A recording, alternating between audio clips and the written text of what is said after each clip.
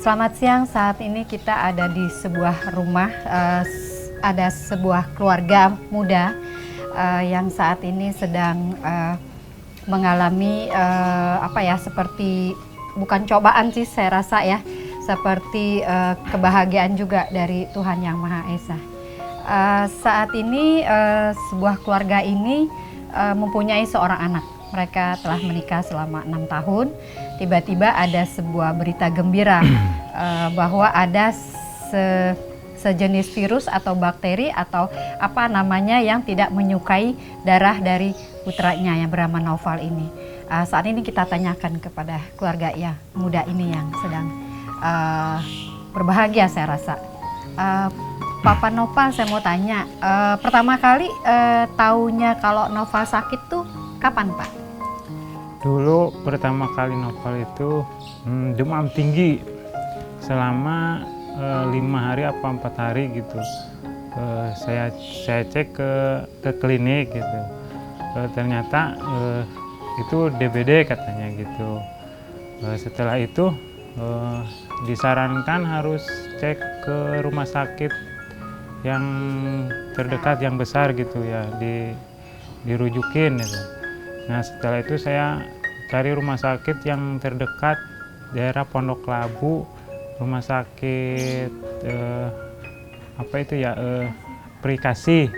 Nah setelah itu udah masuk ke situ, rumah sakitnya kurang alatnya, fasilitasnya kurang.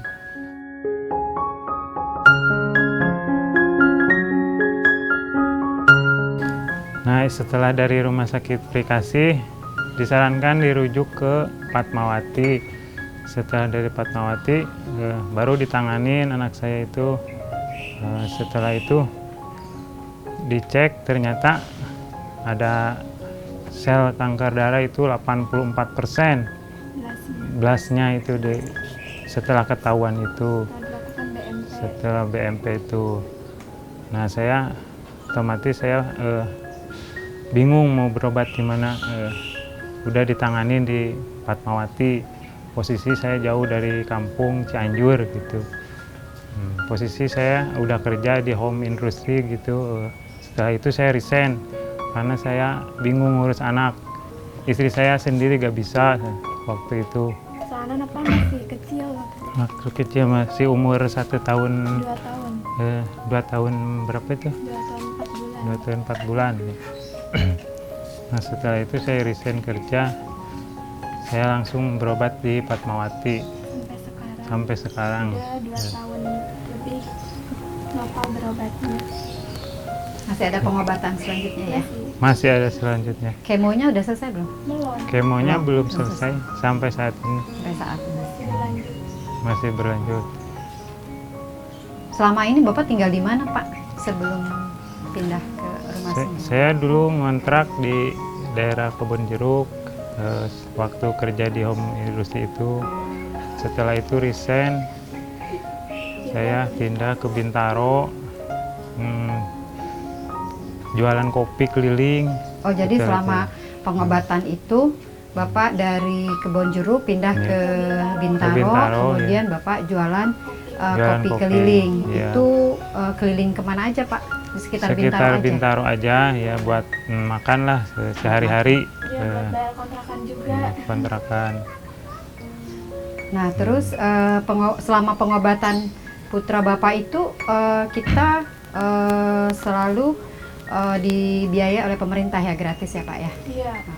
Tapi ada nggak obat-obat yang tidak dibiayai atau tidak, kita nggak bisa klaim gitu? Ada dari rumah sakit ada yang nggak diklaim gitu. Ada beberapa obat ya. Setelah itu harus diminum berapa lama? 2 bulan? 1 bulan? 2 bulan itu obat-obatan. Kalau misalkan Noval demam, Nah sekarang perasaannya ibu waktu anaknya sakit gitu gimana awalnya? Kaget?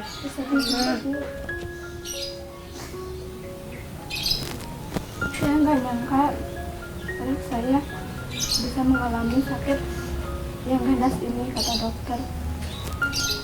Ya gimana lagi ya, saya pasrah aja sama Allah.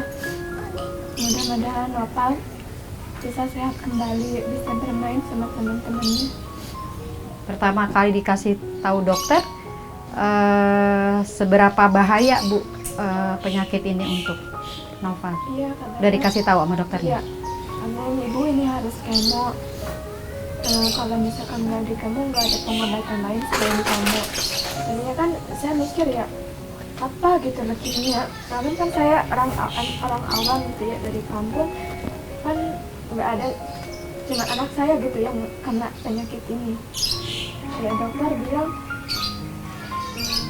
ini ibu harus kemoterapi kurang lebih 3 tahun, katanya begitu.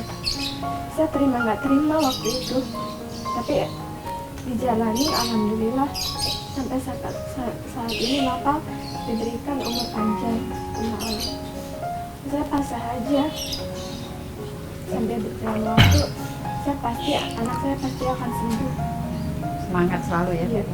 Ya, Nah selama dari Cianjur terus kos ya di Jelambar, daerah Kebun Jeruk, gitu ya, terus kemudian kos lagi di Bintaro. di Bintaro. Nah waktu di Bintaro itu uang sewa kosnya mahal nggak Lumayan mahal waktu itu, saya sebulannya 700 per bulan?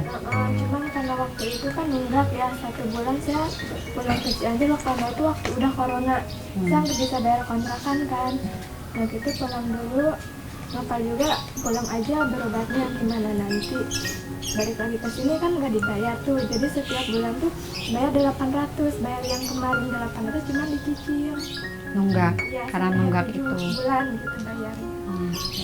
Sudah gitu juga nggak bisa lama-lama di kampung karena Nopal masih pengobatan gitu, masih Karena berjalan. Karena jualan kopi kan sepi ya, bingung buat makan juga gitu di rumah. Terpaksa pulang dulu sebulan puasa, lebaran balik lagi ke sini. Dan rumah itu harus kontrakan harus tetap dibayar ya. Dibayar. Terus didenda jadi 800. Iya. Iya. Selama ini untuk bayar kontrakan ibu sama bapak dari jualan kopi itu. Iya, hasil dari kopi. Dikit-dikit kumpulin, yang penting ada buat makan aja. Kalau pengobatan udah di rumah sakit ya. Iya. Kalau sudah. dirawat di rumah sakit berapa lama Bu? Waktu itu Nopal awal 2 minggu. Nah, udah gitu. 2 minggu pulang. Terus? Kan waktu itu Nopal masih ini ya, keadaannya belum stabil, saya minta pulang. Udah gitu Nopal dirawat kembali 2 minggu lagi, transfusi lagi. Nah dari situ lanjut kemo sampai sekarang.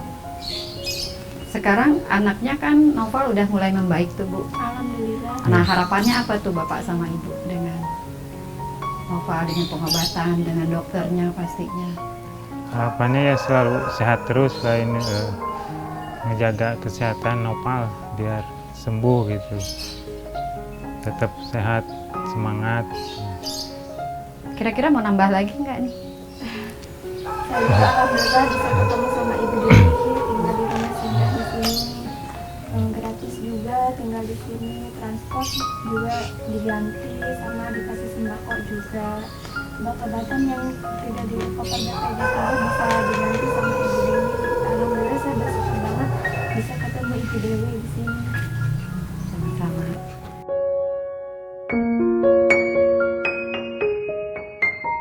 Waktu itu pertama ketemu Bu Dewi itu ada acara kumpul-kumpul anak-anak leukemia.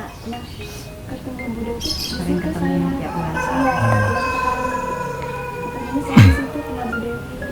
Makanya pas udah di Bintaro, kata Bu Dewi ya udah pindah di rumah singgah aja gitu. Saya alhamdulillah bersyukur gitu. Pindah ke sini buat pengobatan lokal juga. Adanya rumah singgah ini gitu bisa Bermanfaat. membantu saya gitu, kebantu segala Seberapa sesuatunya. manfaatnya Pak kalau untuk orang yang datang dari luar kota? Kayak Bapak. Manfaat banget ibaratnya kalau dari kampung itu Kesini kita kan nggak bisa ngontrak gitu, jadi udah gratis di sini, rumah singgah, kebutuhan segala macam, transport, membantu saya gitu yang sedang menjalani anak saya itu berobat.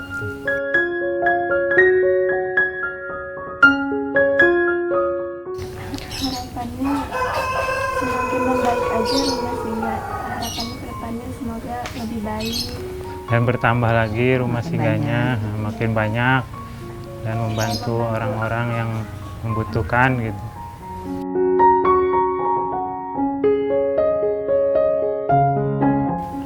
Selama di rumah singgah ini apa aja kendalanya, misalnya seperti apa kekurangannya, atau ada ide atau usul atau apa, silakan. Menurut saya sih udah lebih cukup ya di rumah singgah ini, membantu saya segala macamnya udah ditanggung sama Yayasan Kalista. Udah di segala macam udah ditanggung gitu. Ya, semoga harapan dari keluarga muda ini yang saat ini sedang di rumah singgah dan sangat membutuhkan rumah singgah ini untuk penyembuhan anaknya dan juga mungkin untuk kebersamaan mereka sebagai sebuah keluarga muda, dan seterusnya nanti mungkin untuk keluarga-keluarga muda lainnya yang sangat membutuhkan penginapan atau kenyamanan selama berobat di mungkin di rumah sakit yang menerima pasien-pasien yang mempunyai penyakit yang unik dan langka. Jadi bukan hanya cuman sakit demam atau kepala pusing, tapi ini adalah rumah singgah ini sangat dibutuhkan untuk yang berlama-lama, karena penyakit yang diderita oleh anak kita Naufal ini adalah membutuhkan waktu yang sangat panjang. Itu pengobatannya yang pertama mungkin yang saya tahu lihat protokol kesehatan itu selama 2 tahun. Itu 2 tahun itu namanya induksi sama konsolidasi. Nanti ada maintenance ya Mas. Begitu di maintenance, jangan sampai maintenance. Begitu induksi anaknya fail atau tumbuh lagi blast cancernya itu, dia akan memulai ulang dengan dosis yang sangat tinggi gitu. Nanti baru induksi, konsolidasi sama maintenance. Tapi kalau udah sampai di maintenance pun itu nanti dibutuhkan waktu 5 tahun untuk dibilang anak ini survive gitu. Jadi kita mudah-mudahan dengan adanya rumah singgah ini, ibu bapak juga nggak usah pusing memikirkan, bukan pusing sih, maksudnya prioritas utama adalah mengobati putranya yang ganteng ini ya Reza ya. Sehat ya nak ya. Amin.